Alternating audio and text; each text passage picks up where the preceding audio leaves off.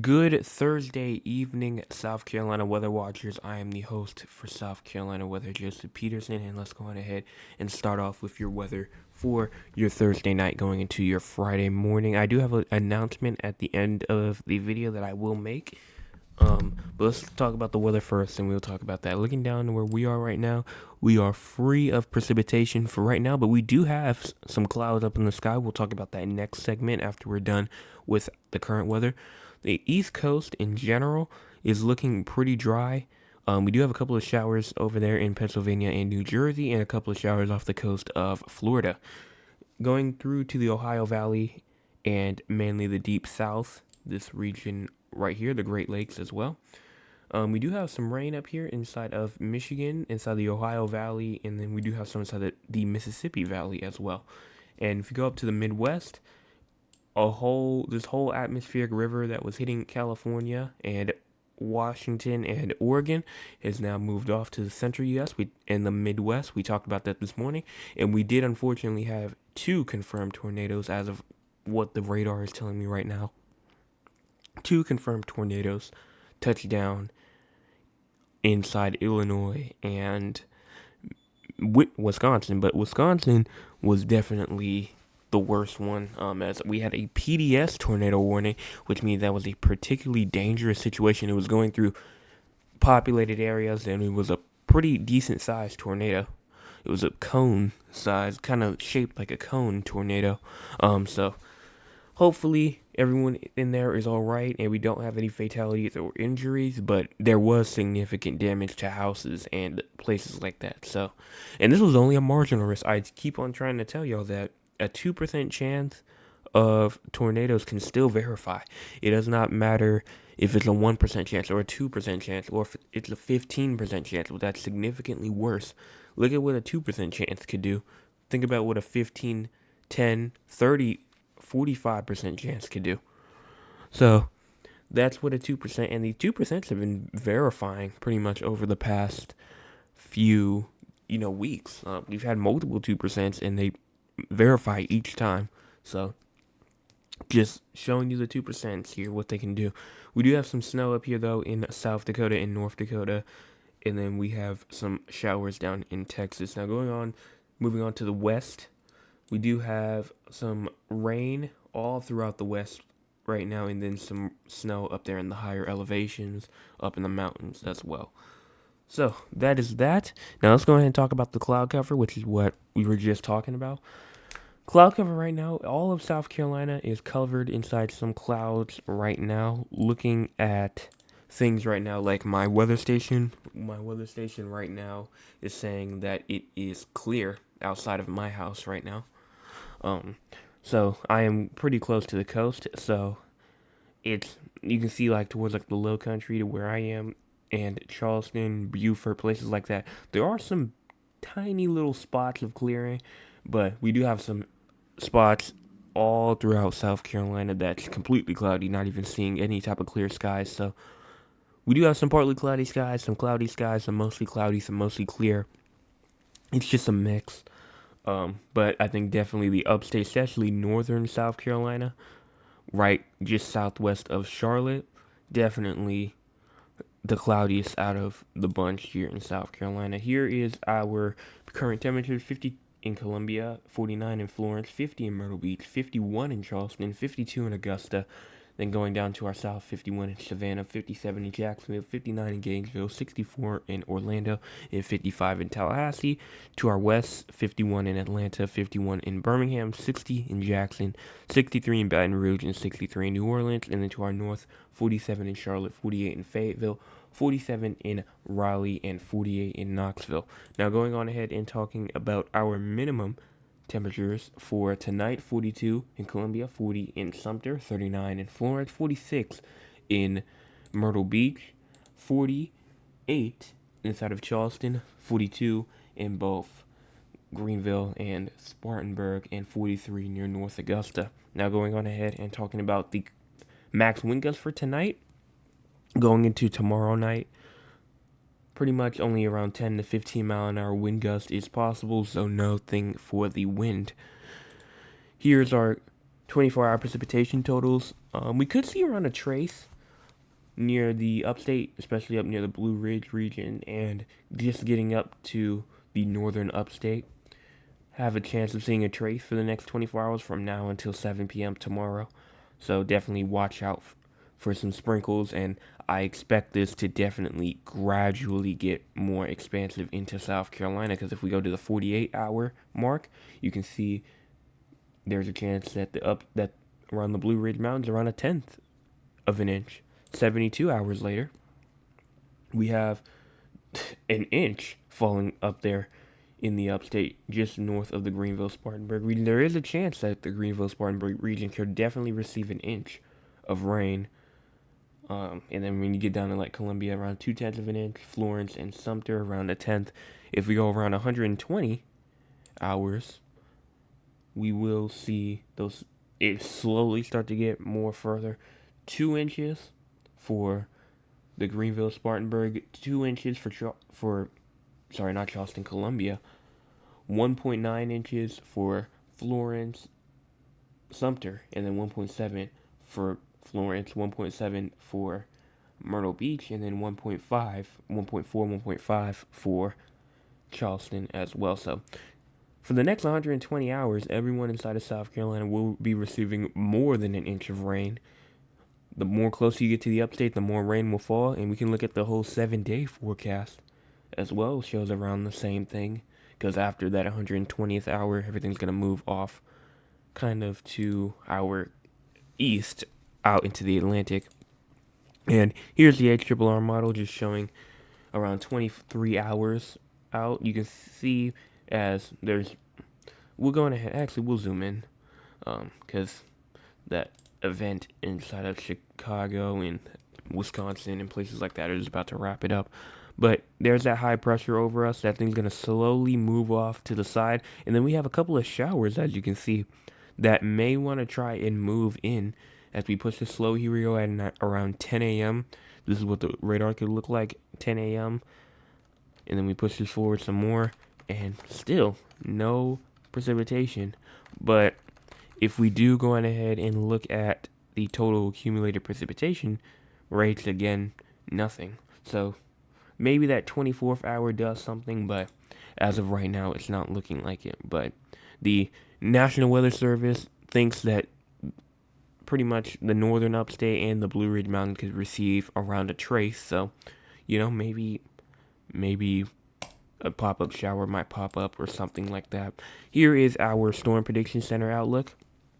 We do have that marginal risk up there for Chicago, Milwaukee, Aurora, Rockford, and Naperville, Illinois, and Wisconsin. Still do have that 2% chance of tornadoes, that 5% chance of damaging winds, and that 5% chance of damaging hail. So hopefully that should go away soon. And if we look at tomorrow, we do have a TSTM, which means that we do have a chance of seeing a thunderstorm, but it's not going to be severe. And then we do have a day 3 outlook as well for this area. Pretty much most of the south, central, and even portions of Arizona and New Mexico could see some thunderstorms, but not severe. And then we do have a day 4 risk, which is a 15% chance. This is, again, something that the National Weather Service of the Storm Prediction Center doesn't do unless they're confident that something is, in fact, going to happen on this day. And we have the day 4, and if you look at the regions, Houston, New Orleans, Baton Rouge, Pasadena, I keep on messing that name up. Somebody please correct me. I don't know if it's Pasadena or Pasadena, and Metairie, Louisiana. And if you can read the discussion, it says, pretty much, beyond this range, predictability decreases due to both the widespread nature of accident, I don't even know how you pronounce that, rain forecast across the broadening warm sector and warm advection zone, and resulting minimal instability. Severe potential may exist on Monday and will be addressed in later outlooks. And then it does say wind fields will favor both damaging wind gusts and perhaps a few tornadoes, assuming dew points trending higher. However, there is some concern about warm sector quality given the possibility of precipitation prior to the low cold front arrival. But they do say that there are some chances for some supercells to pop up in front of the line, which would produce those tornadoes. So we'll see what happens down there. We do have a day 3 excessive rainfall outlook though, and the upstate is included in that. This is for Thursday, or sorry, Saturday. This is for Saturday. Saturday going into Sunday. We do have that marginal risk, and then we do have a slight risk going up from Texas all the way up to Louisiana, Mississippi, Alabama, Georgia, and North Carolina and Tennessee. And here's the models. I'm going to go on ahead and pull this thing up right here before I forget. And let's go. Okay, I got that. All right. So let's go on ahead and talk about the precipitation and what the radar could potentially, or what kind of storm systems could potentially pop up. There is that line that's going to cause this severe, not severe weather, but flash flooding. The severe weather is going to happen down right here. You can see it right here. And then that will push in, and we will get, again, some adequate rain with this. And then this is going to cause a bit of a snowstorm. 987 millibar low pressure. This could definitely spawn a snowstorm, and it's looking more and more likely as we get further and further into the week. It's around 120 hours out, a full-blown snowstorm for Ohio, going into Pennsylvania and New Jersey, maybe even portions of New York City could see this. Even Boston may get around like an inch or two. Same thing with Rhode Island and Connecticut, but we move that forward. So we have the severe weather here, the flash flooding potential here, and then we have the snowstorm there. Then we get into a bit of a quiet period. We do have some heavy precipitation hitting Washington right now. And then once we push that forward, we have a chance again for some more heavy rainfall and some more. And when I say a lot of heavy rainfall, I mean, that's a lot. Like, that is a lot of rainfall that stays over us. As you see the first system right here, you see that low pressure right there, and then it kind of moves over and gives us some more rain, bringing some snow not only to Virginia and North Carolina, but brings us some sleet for the northern portion of South Carolina.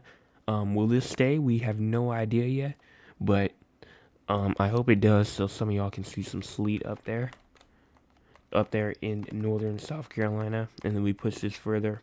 We do have another system. This is La La Land right here, though, so we don't. All of this could change, but as of right now, it's showing snow up there for pretty much Wisconsin, Minnesota, and then another system here that could potentially bring some more storms as well.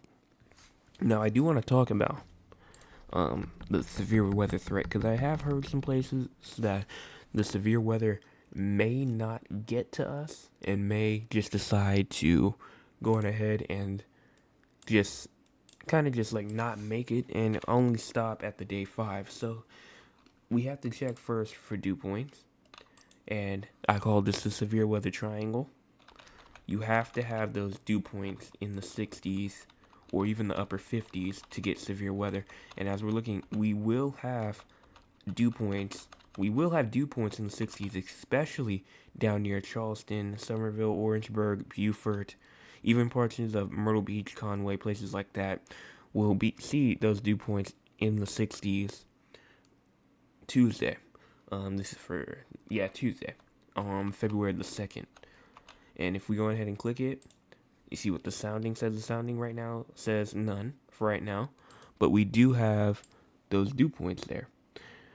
So, going on ahead and talking about the upper wind shear, we do need to have shear up inside the atmosphere in order for those storms to form.